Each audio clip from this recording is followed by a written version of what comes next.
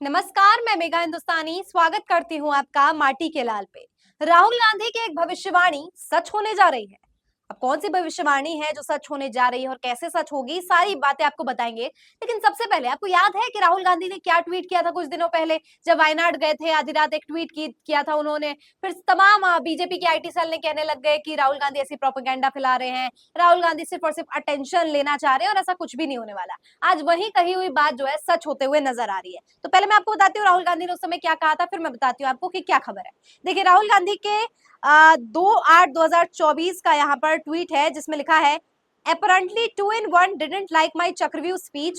ED insiders tell me a raid is being planned. Waiting with open arms, chai and biscuits on me. यानी आपको याद है कि चक्रव्यूह वाला बयान दिया था राहुल गांधी ने और कहा था कि दो में से एक व्यक्ति को मेरा चक्रव्यूह वाला बयान पसंद नहीं आया और अब जो है इनके खिलाफ ईडी की तैयारी की जा रही है, रेड मारने की बात कही थी, याद है आपको? अब देखिए, ज्यादा समय हुआ नहीं उस ट्वीट को और अब ये खबर निकल कर आ रही है। देखिए, हिंदुस्तान टाइम्स की खबर देखिए, ईडी में summon Rahul in AJL case. The enforcement directorate में soon summon leader of opposition Lok Sabha Rahul Gandhi for questioning connection with its money laundering probe into the affairs of Congress run National Herald newspapers highly placed officials familiar with the development said। यानी हो सकता है कि राहुल गांधी को समन ED तुरंत जल्द भेज दे और ये नेशनल हेराल्ड केस से संबंधित होने वाली है। देखिए खबर, देखिए डेक्कन हेराल्ड की, राहुल गांधी में be question for ED questioning in National Herald case report. Rahul had last week claimed that ED was planning to raid him after his Chakravyuh speech in the parliament। यहाँ पे दो खबर निकल कर आ रही है। चलिए एक और देखिए, यहाँ पे हिंदुस्तान टाइम्स की खबर देखिए, लिखा है, राहुल में भी called for the ED questioning. हो सकता है राहुल को ईडी क्वेश्चनिंग के लिए बुला लिया जाए। अब लोग अलग अलग तरीके की प्रतिक्रिया दे रहे हैं, कांग्रेस की तरफ से बयान आ रहे हैं, लोग आम जनता दे रही है अलग अलग तरीके के बयान, पत्रकार, बुद्धिजीवी सब कह रहे हैं। क्या कह रहे हैं वो देखिए। यहाँ पे देखिए, व्योन की खबर है, हिंडनबर्ग रिपोर्ट, राहुल गांधी से SEBI integrity Gravely compromised, demands accountability for the PM Modi. और दूसरी खबर है, राहुल में be called for ED questioning. और दर्शक जो है, जो लोग है, जनता है, वो दोनों ही खबरों को एक साथ जोड़कर देख रही है, जो बिल्कुल वाजिब भी है, क्योंकि अभी हिंडनबर्ग की रिपोर्ट निकली है और इसमें अडानी का नाम आया है और अडानी किस तरीके से मोदी जी के साथ क्या इनके संबंध है, किसी बात से छुपा नहीं है, मजबूरी का संबंध है, समझौता का संबंध है या फिर दिल से संबंध है, वो अलग बात है। लेकिन यहाँ पे एक बात तो पक्की है कि राहुल गांधी ने सेबी पे जो गंभीर आरोप लगाए हैं, प्रधानमंत्री की चुप्पी पर जो सवाल किए हैं, वो बिल्कुल भी यहाँ पे बर्दाश्त नहीं हो रहा है भाजपा सरकार को। मसलन अब ये कहा जा रहा है कि ईडी की कार्रवाई, नोटिस भेजा जा सकता है राहुल गांधी के पास। लोग कह रहे हैं, Rahul Gandhi demands accountability from PM Modi. Modi is sending ED against Rahul Gandhi. Modi is making a serious mistake। यानी राहुल गांधी ईडी के खिलाफ जो है एक्शन हो सकता है ईडी का राहुल गांधी के खिलाफ, और क्योंकि मोदी के खिलाफ यहाँ पे बातें राहुल गांधी के द्वारा की जा रही है, तो सरकारी एजेंसियों का प्रयोग करके राहुल गांधी का मुंह बंद करने का यहाँ पे काम किया जा रहा है। हर्ष तिवारी सोशल मीडिया पर ट्वीट करते हैं, एज पर सोर्सेज ईडी में call Rahul Gandhi for questioning. Even before ED had interrogated Rahul Gandhi for 40 hours in 2023, Rahul was just waiting for the ED notice. This will prove to be the last nail in the coffin of the BJP।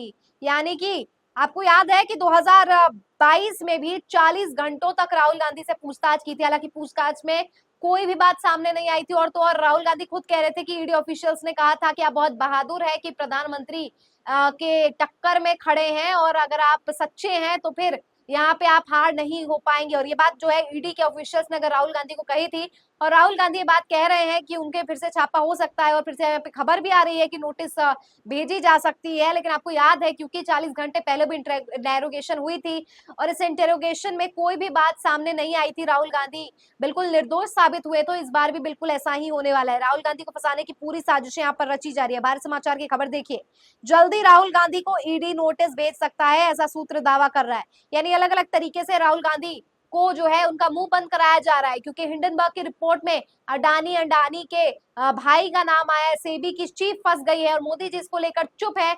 और इस तरीके से एक पूरा का पूरा nexus समझ में आ रहा है, और राहुल गांधी का ये नेक्सस एक्सपोज ना कर दे, जनता को सच्चाई ना बता दे, इसलिए पूरी तरीके से यहाँ पर बीजेपी डरी हुई है। लिहाजा अब बीजेपी की तरफ से सरकारी एजेंसियों का प्रयोग करके यहाँ बड़ा एक्शन राहुल गांधी के खिलाफ देखा जा सकता है।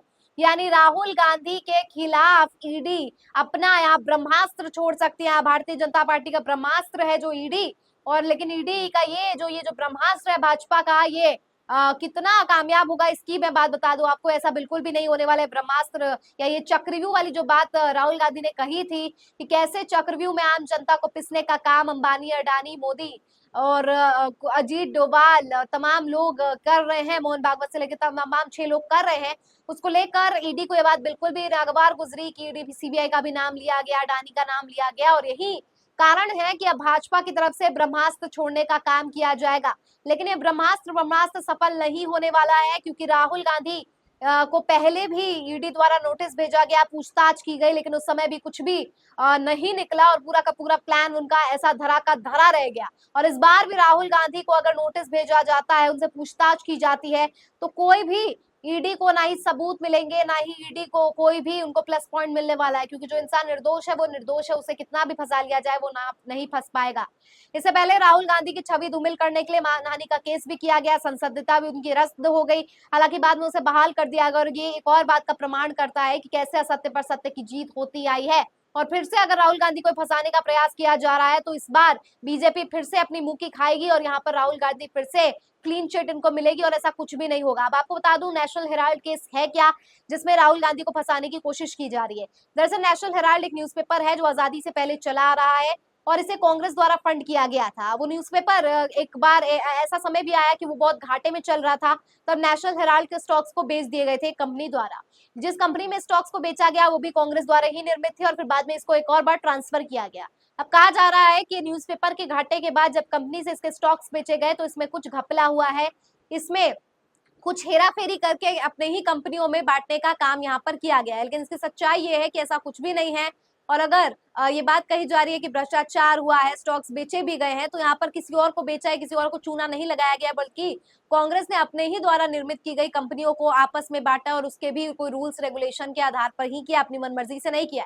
यानी नेशनल हेराल्ड का केस जो पहले ही बहुत समय से चला आ रहा है, बहुत सवाल उठे हैं राहुल गांधी को, वो बिल्कुल बेबुनियाद है और इसको लेकर आगे आने वाले समय में न्याय भी होगा। और अगर ये कोर्ट में भी मामला जाता है तो यहाँ पर राहुल गांधी के बचने के और उनको क्लीन चिट मिलने के पूरे पूरे आसार नजर आ रहे हैं। क्या लगता है आपको ईडी की ये चाल, ये जो भाजपा की चाल है ईडी को बेचकर और सेबी और हिंडनबर्ग के मामले में राहुल गांधी का मुंह बंद करना, ये कितना सफल होगा? कमेंट सेक्शन के जरिए मुझ तक पहुंचाइए।